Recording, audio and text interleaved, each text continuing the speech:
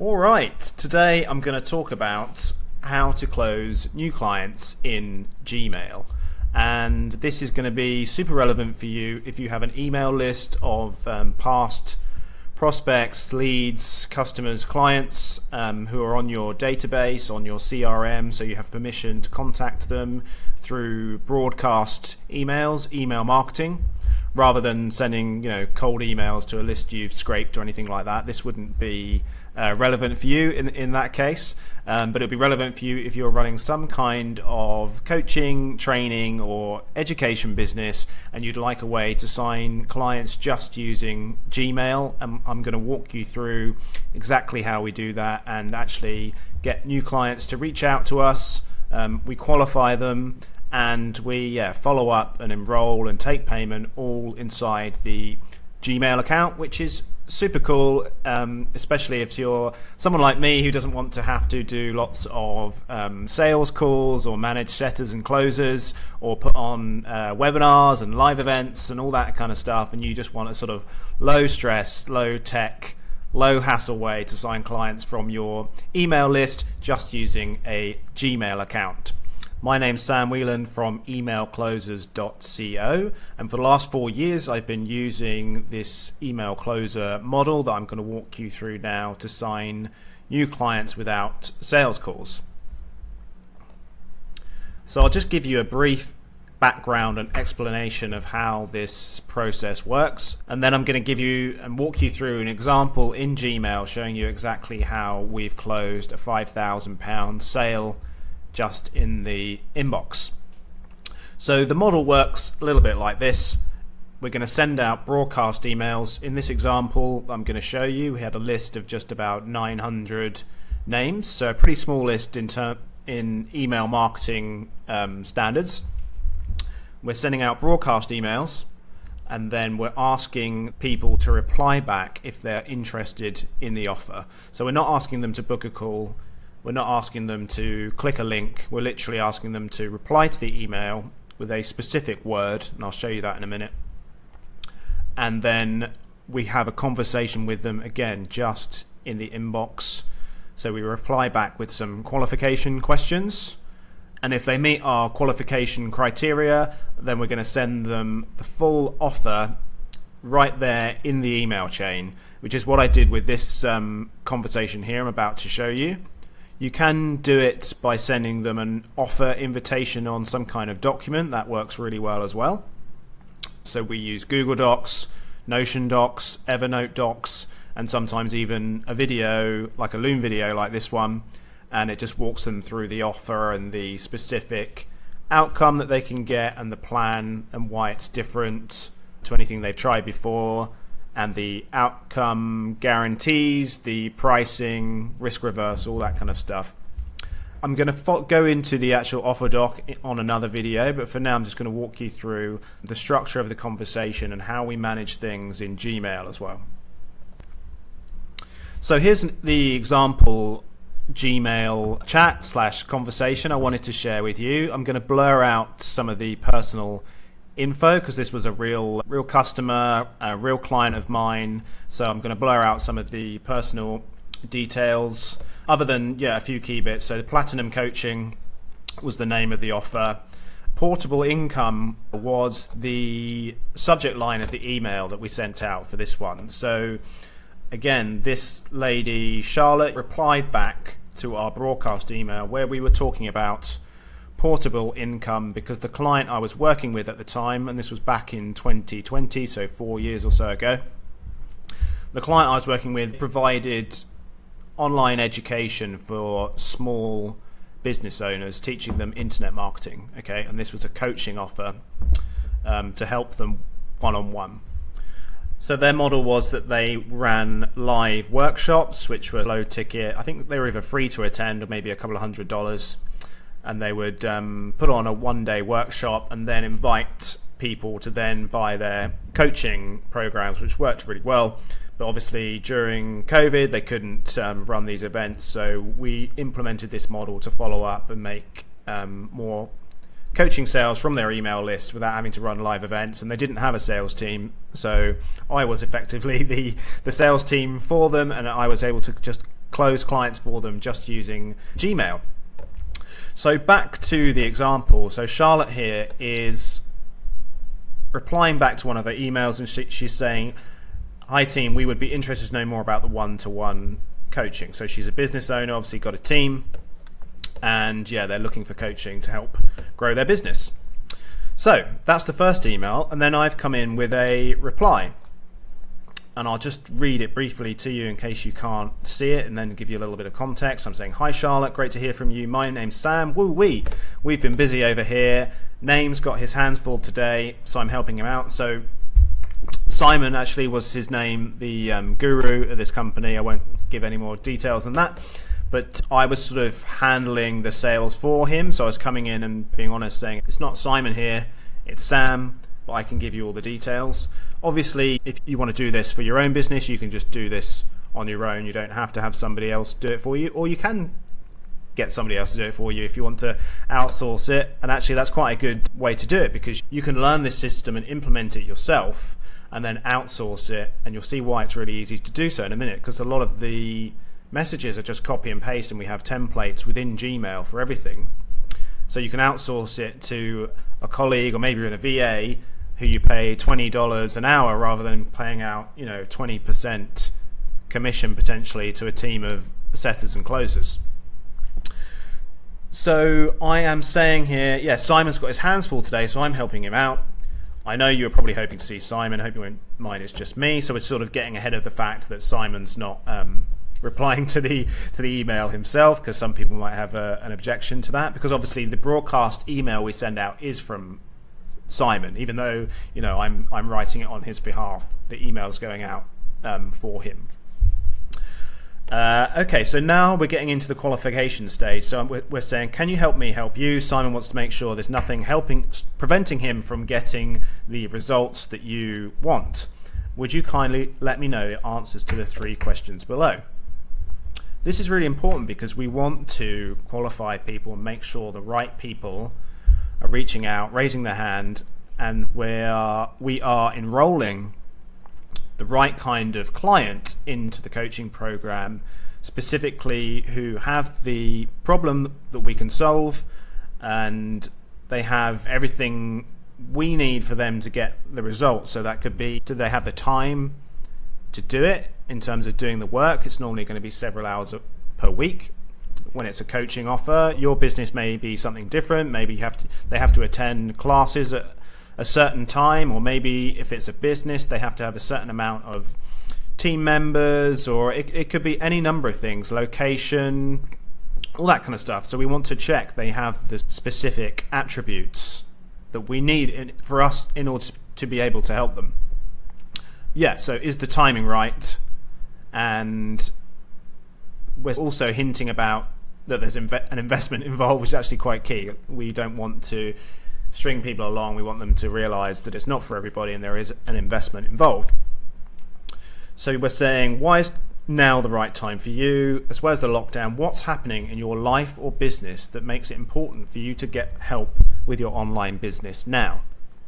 So what we're really fishing for there is their reason why. Why do they need to get this problem solved right now? And that's something we call their currency. So what's their current present pain that we're trying to solve? Because every offer, when positioned the right way, it's going to be solving something that they're currently fed up with and they want to get rid of, and they want a new path forward away from this problem. People are often more motivated to solve a problem, a present pain, than they are to move towards future gain.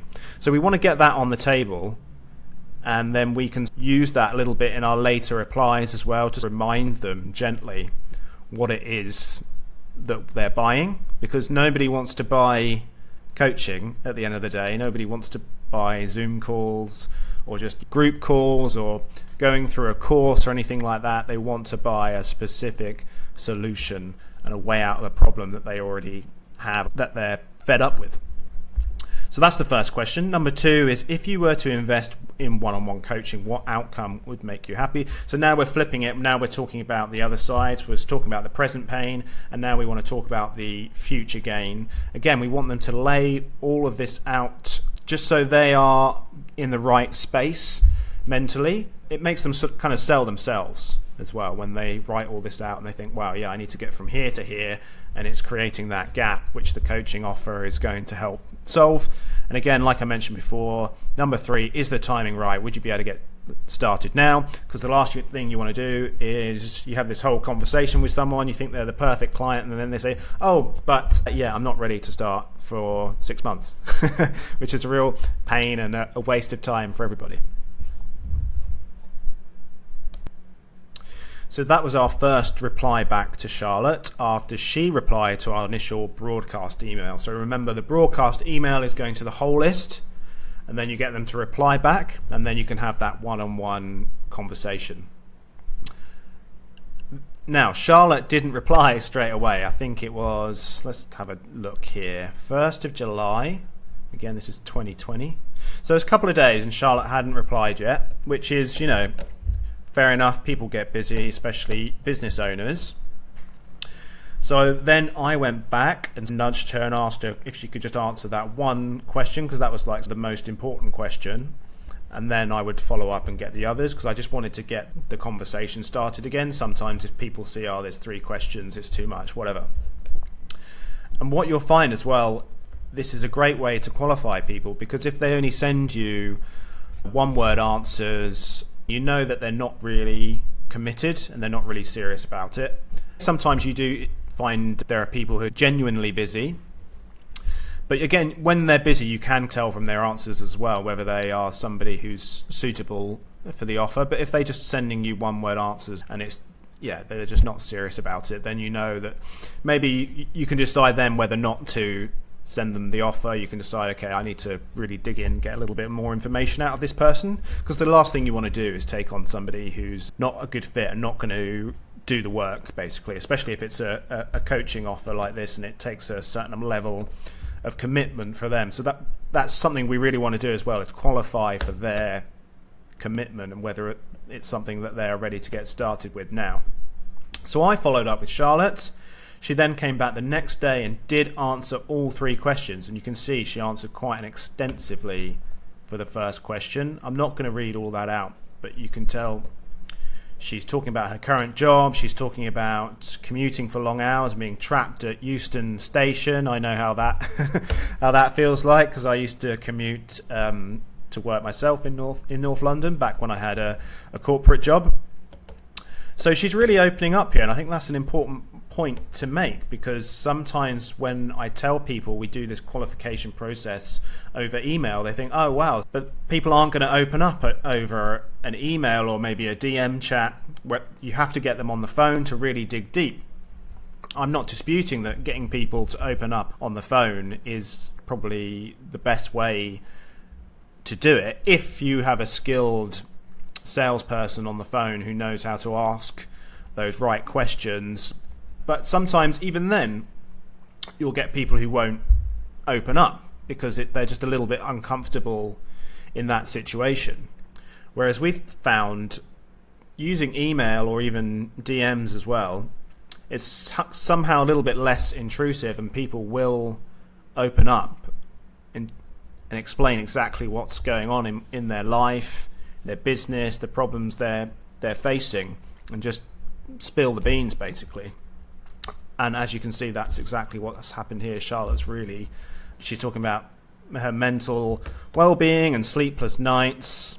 She's talking about anxiety, spending time with her husband, her dad's not been well. So yeah, she's really opened up here, and she's letting us know exactly what's going on. Next one, she's saying, look, I want to make 3.5k per month and replace her income. And is the timing right? She's saying, yes, I'm ready. So basically this is a perfect candidate for Simon and his team. So we were happy to send her the offer and give her all the offer details. And then that's exactly what we do. So in my next email down here,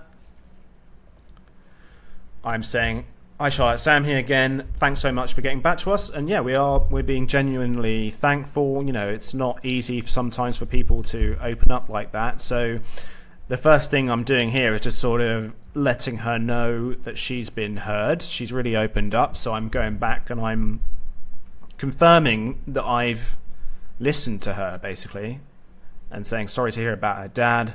Thanks for telling us about your amazing story. It sounds like you've been through a lot with your job. And I'm just emphasizing. I'm showing some empathy here. That's what I'm trying to say. So, and then we transition into the offer.